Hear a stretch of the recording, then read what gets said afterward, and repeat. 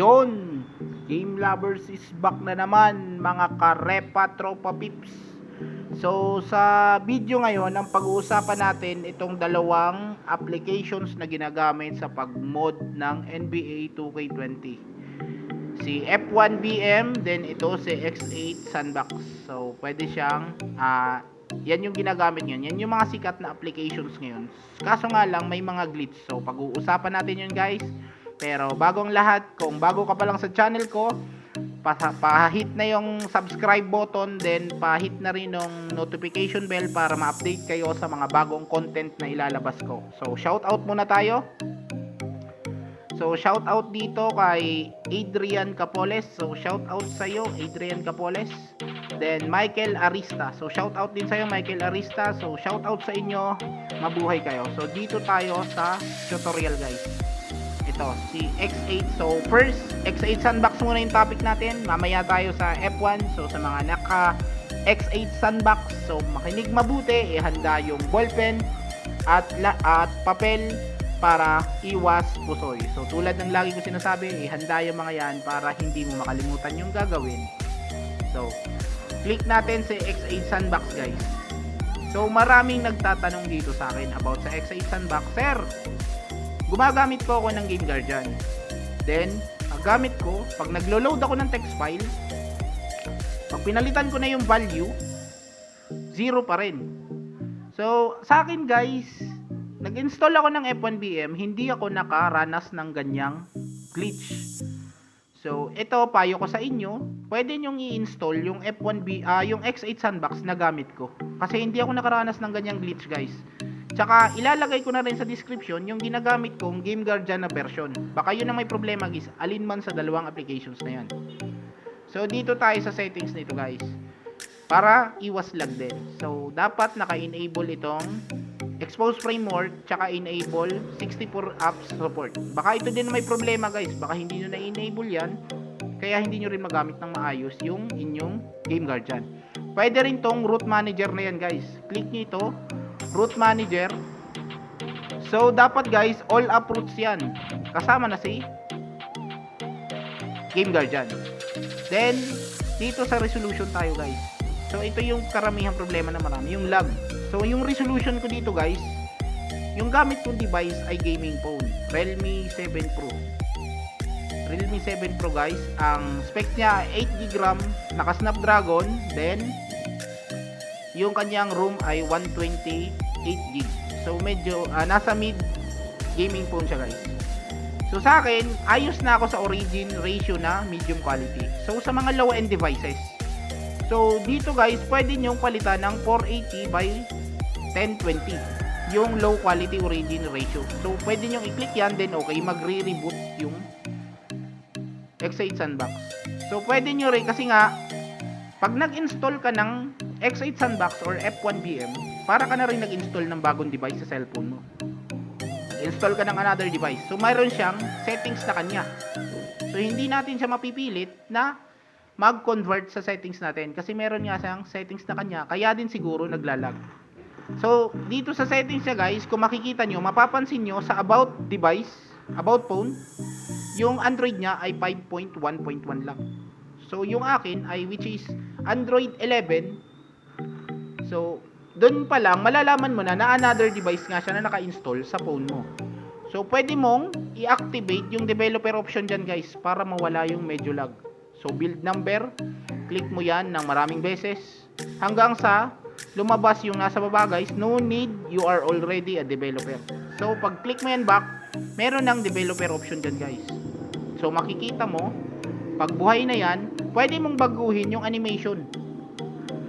So pag binago mo yung animations yan, medyo magiging smooth na siyang gamitin. So ito yung Windows Animation Scale, Transition Animation Scale, tsaka yung Animator Duration Scale. So pwede mong ilagay yan sa from off. Kung hindi talaga kaya ng cellphone mo, i-off mo lahat ng animations. Pero sa akin, animation scale 0.5 lang yan guys, 0.5. So ayos na ako sa settings na yan. Nakadepende kasi yan sa cellphone guys kung saan hiyang yung X8 Sandbox mo. Then doon sa mga GG na hindi daw, yung GG nyo ay hindi naglo-load ng maayos. So either dyan ang may problema ay yung ginagamit yung X8 Sandbox na app or yung Game Guardian na app. So ilalagay ko yung ginagamit kong Game Guardian then X8 Sandbox na application sa description. I-download nyo na lang guys, kayo nang bahala. Walang password yan guys, alam nyo naman ako, ayokong nahihirapan kayo. Then dito sa settings, kailangan masundan nyo yung settings na to guys. Dapat yun ang gamit nyong settings kung saan kayo hiyang. So pwede nyong pakialaman yung mga nasa taas na yan, then itong nasa tatlong to na nasa baba. Kasi pag install nyo yan, naka high quality yan guys. Kasi yung device nga nito ay masyadong mababa. Kaya siya naka-high para makasabay siya kunwari. Kaso nga lang may bug, kaya nagkakaroon ng lag. Then yung refresh rate guys, yung 60 fps. So sa akin hiyang na siya sa 60. Pwede rin yan baguhin guys from 10 to 200 maximum. So sa akin 60 hiyang ako. Then i-search niyo na lang sa Google guys kung ano ang fps ng inyong phone device. Search niyo yung device yung tulad sa akin, Realme 7 Pro, APS, specs, i-search nyo kung saan hiyang yung refresh rate ng device ninyo. So sa akin, hiyang na ako sa 60, kaya hindi ko na binago yan. Pwede nyo gawing 50, 10, 200 maximum. So nasa sa inyo yan guys, dito sa ginagamit kong X8 Sandbox. So pwede nyo i-download yan guys sa description. Yung sinasabi, nagchat-chat sa akin, sir, hindi talaga gumana eh. So try nyo, ilalagay ko sa description itong ginagamit kong X8 Sandbox na applications. So, ito lang ang tips and tricks din guys sa X8 Sandbox. So, hanggang dyan lang yung alam ko na sana makatulong sa inyo. So, punta tayo sa pangalawang topic. So, sa mga F1BM users.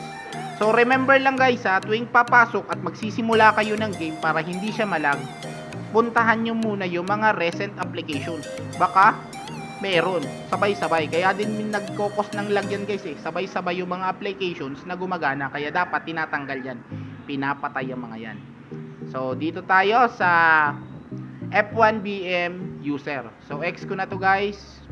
Okay. So, sa F1BM tayo.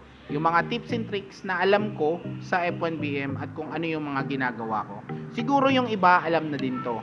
Kasi marami namang mga channel na nagre-release nito. Kasi nga patok ngayon yung F1BM na applications. Pero share ko lang din. Tsaka sa akin may siguro ang kaibahan ko lang, may boses talaga kayong naririnig. At iba kasi pag may boses kang naririnig na nagpapaliwanag, mas naiintindihan mo yung pinapahiwatig ng video. So, pinakauna kong ginagawa dito guys, pagpasok ko ng F1BM ay yung recent apps. Tinatanggal ko yan guys bago ako maglaro ng mga game ko dito. So, isa lang naman ang game ko dito, as usual, NBA. Then, ito, nag-install ako guys ng Clean Master. Ito. So, ilalagay ko rin yan sa description guys. Tinry ko siyang ilagay sa X8 Sandbox pero hindi siya gumagana. Siguro yung mas mababang version pa nito ang gagana sa X8 Sandbox. Kasi yung ini-install lang ng X8 Sandbox ay yung mga mabababang version ng application. So, Clean Master tayo. So, kasi sabi ko nga sa inyo, pag nag-install ka ng F1BM or X8 Sandbox, para ka na rin nag-install ng another device. So, yung X8 at F1 na yan, meron yung mga junk files. Dapat dyan tinatanggal. Kasi din yan ng catch files, yung data na mga wala namang kwenta, pwede talaga siyang burahin. So, click mo lang yung junk files, then kita mo guys, yung catch file. So, 229 MB. So, pwede mong i-clean yung junk na yan. Wala namang kwenta yan eh. Mga empty folders. Yan. Pwede mo yang i-clean. So, nag-clean ka. So, hindi ako nagpo-promote ng Clean Master guys pero Clean Master, baka naman. So, dito tayo guys. So, pag na-clean mo na yan, so, parang smooth na rin yung gameplay mo. Then, ito sa settings. Ganon din guys ang ginagawa ko dito. Yung resolution ko, naka-medium quality lang guys. So, hindi nyo pwedeng gayahin to guys yung medium quality na yan. Kasi, mid-range yung gaming phone na ginagamit ko. Baka sa inyo ay nasa pinakamababa. So, pwede nyo gamitin yung low quality guys. Maganda naman siya, kaso medyo malabo nga lang. Pero, smooth yung gameplay mo. Maganda siya, kaso smooth yung gameplay mo. Malabo, kaso smooth naman yung gameplay. So, pwede nyong i-low yan guys. So, sa akin, hiyang na siya sa medium. So, kayo nang bahala kung saan yung hiyang na resolution sa inyo. Sa akin, hiyang siya sa medium. So, sa medium ako. Kung maganda-ganda ang cellphone nyo, pwede nyong i-high yan. So, first na pag-install mo guys, naka-high nga pala yan. So, ako na nagbago niyan. So, pag nilow mo yan or medium, okay mo lang, then magre-restart. Then, dito tayo sa refresh rate. Yun pa rin, ang gamit ko guys, 60 lang. Hiyang kasi ako sa 60. Then, dito sa system settings na to, buhay din yung developer guys. So kayo marunong nyo na siguro when about phone, then tamo yung Android nya dito guys ay 7.1.2. So build number lang guys, pindutin mo ng marami, so lalabas yung no need, you are already a developer. So ganun lang ang ginagawa ko pag developer. So naka 0.5 lang yung animations ko. So hindi ko na binubuhay yung Force 2D drawing. So ayos na sa akin to. So hiyang naman, hindi siya naglalag, hindi siya naghahang. So ito lang guys yung mga tips and tricks ko sa aking F1BM then sa X8 Sandbox. Sana nakatulong. So nasa description yung F1BM na ginagamit ko, then yung X8 Sandbox na version na ginagamit ko. Minsan kasi may glitch din yung ibang applications, so hindi natin masasabi. Then nakadepende din yun sa ano guys, sa device na ginagamit mo. So, kaya kung hanggang dun lang ang kaya ng device, pagpasensya, Pilipino kasi tayo guys. So, hanggat maaari, gagawan muna natin ng paraan yan. Sana guys, nakatulong ako. So, sa mga nag-aabang ng update ko, abang-abang lang kayo. Salamat nga pala, umabot na agad ako ng 200. Hindi ko napapansin, 200 na yung subscriber ko. Salamat sa inyo guys. So, salamat. So, running 300 na tayo. Sana makabot ng 300.